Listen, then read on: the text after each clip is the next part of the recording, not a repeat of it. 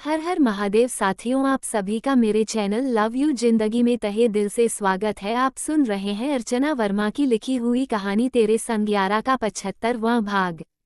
परीक्षित ने उन्हें क्या कुछ नहीं सुनाया था। शादी की शुरुआती दिनों का बच्चा था, इस कारण परीक्षित को ये कहने में बिल्कुल भी शर्म नहीं आई थी कि यह बच्चा शादी के पहले का है। पलक का किसी और के साथ अफेयर था, जिसको छुपाने के लिए अभिनव जी ने जल्दी जल्दी उसकी शादी कर दी है।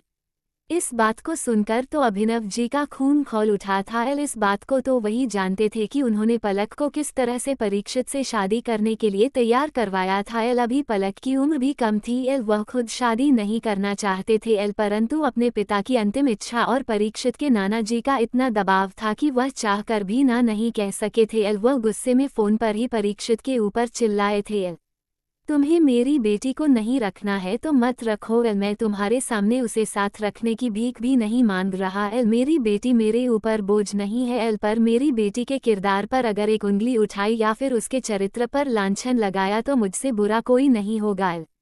गलती मेरी ही है कि मैं अपनी बेटी के लिए एक सही इंसान नहीं चुना। तुम क्या रिश्ता तोड़ोगे? मैं खुद रिश्ता तोड़ता हूँ। अभिनव जी ने बात बिल्कुल दो टूक क्लियर कर दी थी। उनके गुस्से को देखकर न जाने क्यों परीक्षित नर्म पड़ गया था।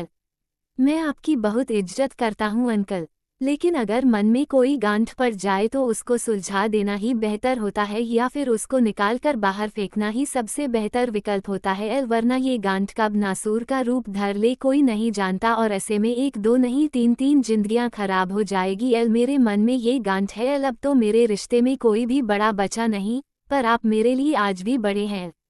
अगर आप इसको सुलझा दे तो हम सबके लिए बेहतर होगा। मैंने पहले भी कहा था और अब भी कह रहा हूँ, अगर मैं गलत साबित होता हूँ तो मैं पूरे समाज में पलक के सामने माफ़ी मांगने को तैयार हूँ, और अगर सही साबित होता हूँ तो मैं पलक से माफ़ी मांगने के लिए भी नहीं कह रहा और ना ही आपको कुछ बोल रहा हूँ। मैं इन सब चीज़ों को एक बुरे सपने की तरह भूल जाऊँगा। मुझे बस उस लड़की का वजूद अपनी और पलक की ज़िंदगी में बर्दाश्त नहीं। उसको देखकर हर पल मुझे धोखे की याद आती रहेगी। आप खुद सोचिए, कोई भी मर्द अपनी पत्नी के शादी के पहले के रिश्ते और गैर मर्द से उसके बच्चे को इस तरह से बर्दाश्त नहीं कर सकता। जानबूझकर मक्खी कौन निगलता है? अपनी बात को समझदारी से कहते हुए परीक्षित ने कॉल ड्रॉप कर दिया था। अभिनव जी का तो खून खौल ही रहा था। पर परीक्षित की बात सुनकर उन्होंने काफी कुछ सोचा। शक ऐसी चीज है जो कि हरे भरे पेड़ को खा जाती है। सालों से चल रहे रिश्ते की बुनियाद में भी अगर भरोसे की जगह शक नाम का कीड़ा प्रवेश कर जाए तो उसे रिश्तों के हरे भरे पेड़ को जलते समय नहीं लगता। पलक और परीक्षित का रिश्ता तो अभी अभी वजूद में आया ही था। वह इसमें शक की गुंजाइश नहीं रहने देना चाहते थे। परीक्षित के मुंह पर तमाचा मारने के लिए गुस्से में गोपनीय तरीके से अभिनव जी ने डीएनए टेस्ट करने के लिए दे दिया। वह नहीं चाहते थे कि पलक कोई चीज की जानकारी हो और उसका दिल और दुखे, या फिर इस चीज को लेकर उनकी बेटी और दामाद के रिश्ते में कड़वाहट भरे। इस चीज की जानकारी उन्होंने उस समय अपनी पत्नी तक को नहीं दी। वह नहीं चाहते थे कि यह बात दो चार कानों से होते हुए आगे बढ़े और इस रिश्ते की डोर को सुझाने में उन्हें और मुश्किलों का सामना करना पड़े। पहले ही शादीशुदा बेटी इतने दिनों से मायके रह रही थी, और रजत जी की 13वीं पर जो तमाशा हुआ था उसको लेकर समाज में कई सारी कहानियां थी। हमारे भारतीय समाज में तलाक आज भी स्वीकार्य नहीं है। ऐसे में ये कड़वाहट उनकी पूरी जिंदगी को खराब कर सकती थी। उन्हें अपनी बेटी पर पूरा विश्वास था। अब बस उस विश्वास को सच साबित करना था। पर डीएनए टेस्ट की रिपोर्ट आते ही अभिनव जी के होश उड़ गए थे। उनका सारा गुरूर, सारा घमंड मिट्टी में मिल चुका था।